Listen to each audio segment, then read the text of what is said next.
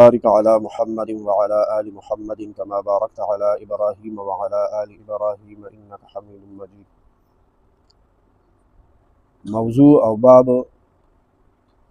دا روان دی چې پردی سړی به پردی ښځې ته نه ګوري، قتل حرام دی بې ضرورته، او پردی ښځه به پردي سړي ته بې ضرورته نه ګوري، قتل حرام دی. اوس دا 1429 نمبر حدیث مبارک دی، 1627 نمبر.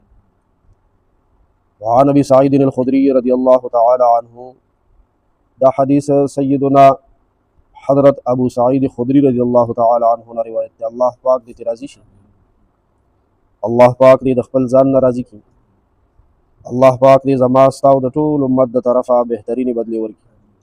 ان رسول الله صلی الله تعالی علیه وسلم قال، چې جناب نبی کریم صلی الله علیه وسلم ارشاد فرمایلی دی، لا ينظر الرجل الى عورة الرجل، یو سړی به د بل سړي ستر ته نه ګوري، یو نر به د بل نر ستر ته نه ګوري. باب خدا روان دی که نه، چې پردی سړی به پردی زنانه ته نه ګوري او پردی زنانه به پردي سړي ته نه ګوري. اوس دې حدیث مبارک کې څه راغله چې یو نر به د بل نر ستر ته نه ګوري، عورت ته به نه ګوري. ولا المرأة الى عورة المرأة، او دغه شان یوه زنانه به د بلې زنانه ستر ته یعنی عورت ته نه ګوري. ولا يفضي الرجل الى الرجل في ثوب واحد، او یو نر به د بل نر سره په یو څادر کې بې جامو نه سملي. ولا تفضي المرأة الى المرأة في الثوب واحد، او نه به یو زنانه د بلې زنانه سره په یو څادر کې بې جامو سملي. څلور خبرې شوې که ستاسو خیال دی حدیث مبارک. یو نر به د بل نر عورت ته نه ګوري، یو ښځه به د بلې ښځې عورت ته نه ګوري، یو سړی به د بل سړي سره بې جامو په یو څادر کې نه سملي، یو ښځه به د بلې ښځې سره په یو څادر کې بې جامو نه سملي. رواه مسلم، دا حدیث امام مسلم رحمه الله روایت کړی. دا څلور خبرې زموږ د خوږ پیغمبر صلی الله علیه وسلم هدایات دي، تعلیمات دي، دا زموږ شریعت دی، دا د خدای حکم دی، د رسول مبارک صلی الله علیه وسلم په مبارک زبان مونږ ته ویلی شوي دي. ورغوی معاشرت د سړي عورت څه شی دی؟ لومبنۍ خبره دا وشوه که نه، سړی به د سړي عورت ته نه ګوري. څلور خبرې دي که نه. لومبنۍ خبره څه ده پکې؟ او یو نر به د بل نر عورت ته نه ګوري، په نر باندې د نر عورت ته کتل هم حرام دي بې ضرورته. د نر سړي عورت څه شی دی؟ د نوم د غوټۍ نه واله د ګوډو نه لاندې پورې، ګوډه پکې داخله ده، د نوم د غوټۍ نه واله د ګوډې نه لاندې پورې ګوډه پکې داخله ده.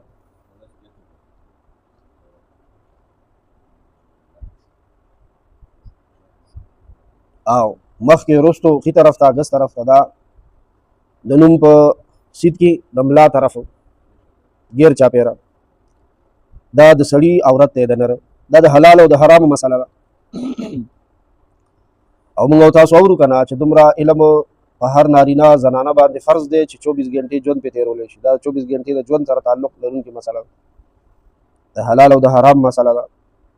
او په کوم مجلس کې چې حلال او حرام ښودلی کېږي، په دغه یو مجلس کې ناسته د تیرو د ګناهونو د 10 مجلسونو کفاره ګرځي. الله پاک ورسره که چا 10 د ګناهونو مجلسونه کړي او ورسره الله پاک ورته معاف کوي وبخښي.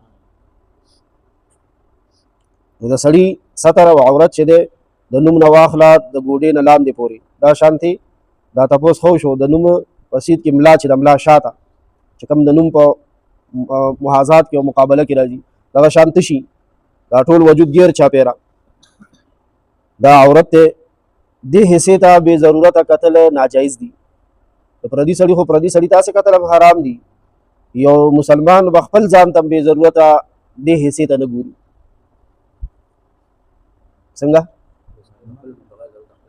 خپل ځان ته هم بې ضرورته نه ګوري.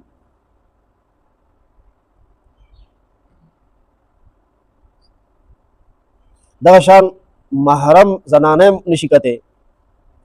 محرم څوک دی؟ لکه مور چې د مور د زوی د نوم نه ګوډې نه لاندې حصې ته بې ضرورته نشي کتی، بې ضرورته.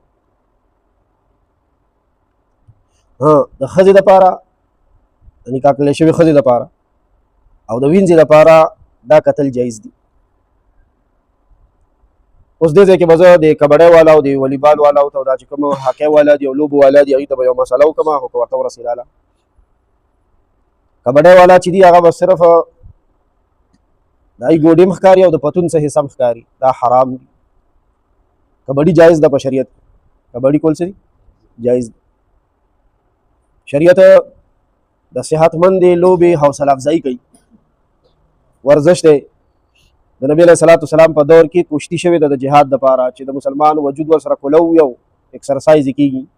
دا ځان له مسله ده چې صحتمندې لوبې چې دي که نه شریعت د دې حوصله افزایي کوي، حوصله شکني یې نه کوي. زموږ شریعت خشک نه دی، خشک نه دی.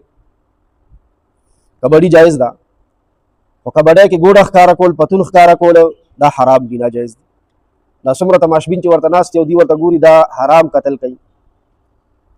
دغه شان په هاکی لوبه کې جانګې اچولی ګوډه او پتون ښکاري، په والیبال کې جانګې اچولی ګوډه ښکاري پتون ښکاري، نورې کومې لوبې داسې دي موږ ته معلومه دي نه دي معلومه.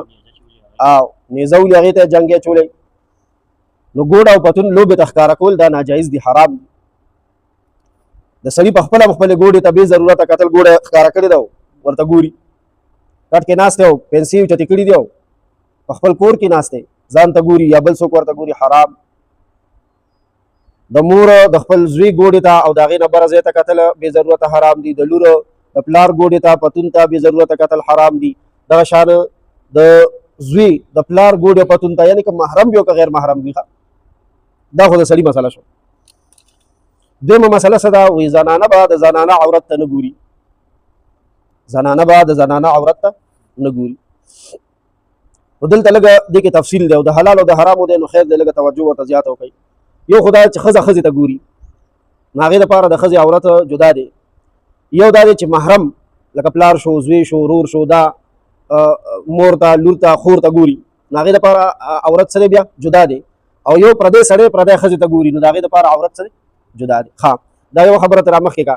پردی سړی چې پردی ښځې ته ګوري، نو بیا دا زنانه چې ده که نه دا د سر د ویښته نه واله تر خپې تر نوکه پورې دا عورت دی، بیا یو ځای ته هم نه ګوري.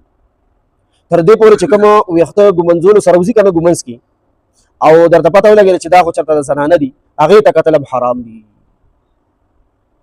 چېرته یو ځای کې پراته دي او د سړي او د ښځې د ویښتو فرق خو کېږي که نه چې دا د ښځې ویښته دی، چې هغه پراته دي که نه همدا شانتې زنانه نشته، د هغې د سر نه وتلي دي، هغې ته کتل هم څه دي حرام دي، ناجایز دي. ټول وجود عورت دی. د پردي سړي په حقله د زنانه وجود ټول څه دی عورت دی. د سر نه واله تر خپې تر نوکه پورې دا به ځان پټوي. مسلمانه ښځه چې کله د ضرورت دپاره وځي که نه د کور نه، نو دا به په اړ په شکال کې هم خیرنې جرابې اچوي چې خپه ښکاره نه شي. که د لاسه د برکې نه د وتو خطره یې کوم ځای کې که نه سوزکي ته خیږي یا سودا اخلي، نو بیا به لاس ته دستانه اچوي او خپله برقه به داسې په سره وي چې د وجود اغوستلی شوي جامې د هغې رنګ هم ورکې پټ شي. زمونږ دا پښتنه برقه چې ده زما په خیال دې کې یو نیمګړتیا شته دی، نوره دا په ټوله دنیا کې د حیا او د پردې په اعتبار سره ډېره کمپلیټ او مکمل برقه ده. دا ټوپۍ والا سپینه برقه دې کې بس لږ دا د روبند مخه چې ده که نه دا کمه ده، چې دا دومره اوږدی چې د زنانه شلوار نه دی پرتوب پنسۍ چې دا هم ورکې پټي، او چپل به داسې چپل اچوي چې خیرن خچنې بې رنګه رنګدار ني، د اواز والا ني. جرابې به داسې جرابې نه اچوي چې هغه د پردو سړو نظر ځان ته کینچ کي راکاږي پرکشش نه. یخرجن وهن طفلات حدیث مبارک کې راغلي دي. زنانه به د ضرورت په بنا باندې د کور نه وځي او داسې به وځي چې خیرنې خچنې به وي، بهر ته چې ځي خیرنې خچنې به وي، په کور کې به صفا سوتره ناوې کړې جوړه کړې ګرځي. اوس الټا سیسټم دی، چاته وجاړو بس ښه ده سړي دې بل واده وکړي چې دا ځان نه صفا کوي، سړي دې نه دی دویم واده پې وکړي چې دا ځان نه صفا کوي او خیرنه خچنه ګرځي. چې کله واده له چاته ځي که نه صحیح به اوس دا د پالش ځای نه راوتي دي، دغه ورته وایي بیوټي پارلر، په هغې کې 10-12 روپۍ صرف په رنګونو باندې په ځان د شپېتو کالو زنانه وایي ته وایې چې دا 14 کلنۍ پکې د کوم ځای نه راغله، نو چې هغه او خپلې ته چې وګوري کور کې بیا نو سوټماره غریب خیرنه خچنه. د دې د وجې نه ماحول خراب شوی دی او دې کې د ښځو کردار زیات دی. بس که خفه کېږي او که خوشحالي کور کې به چې خاونې موجودي دا به جوړه کړي ناوې کړي سنبال کړي به ګرځي، ټول کالي به په ځان امباري بکس کې به یې نه ږدي، ښایسته جوړه به چې سات په سات لکه څنګه د ناوې عمر که درې مې چې هغه سات په سات جوړه بدلوي او ورسره سات په سات هغه شانتې کالي بدلوي، دا شانتې به خاوند ته کله یو شان جوړه اچوي او کله به بل شان جوړه اچوي. چې یو سړی تاسو مونږ مشران نه دي اورېدلي وایي چې د کوره موړي نو هر ځای کې بسي نن دی اورېدلي او چې د کور نه نهر نه وروځي که نه نو بهر به چوړو ته هم زړه کېږي چې دا خو مې لږ خوړلی او چې د کور نه موړي نو کولو ته به هم زړه نه کېږي مړه وي الټی راځي سړي که پوهېږي په خبره اصیل اشارت یا اصیله ښځه په خبره پوهېږي زنانو ته دا گزارش دی دا درخواست دی چې هغوی به ځان ښایسته ساتي خپل خاوند دپاره دا کالي دې لپاره دي دا یوه شوه د پردي سړي دپاره د سر د ویښتو نه واله تر خپې تر نوکه پورې ښځه عورت دی نه به ګوري کتل حرام دي او نه به ښځه پردي سړي له د خپل وجود د سر نه واله تر خپې تر نوکه پورې د کتو موقع ورکوي اوس خو یې پوندونه هم اندازه لګوي که نه داسې مونږ خراب خلک شو پوند یې معلوموي او هغې په پوندو دغه کړي خواري کړي لاس او اوس خپې ته هغه جرابه اچوي چې په هغې باندې د چاپې قسم دغه شوی نو که هغه خپو ته نکریزې مکریزې نه وي او د سوچو ګنده خپو ته هغه جرابه واچوي نو پردی سړی چې وګوري هغه وایي ګینې دی د خپې رنګ دی او دی پې د نکریزو چاپه لګولې هغه په دغه ګناه کې ګرفتار داسې جرابه اچول هم ناجایز دي چې په هغې چاپې شوي او د پردو سړو نظر ځان ته راکش کوي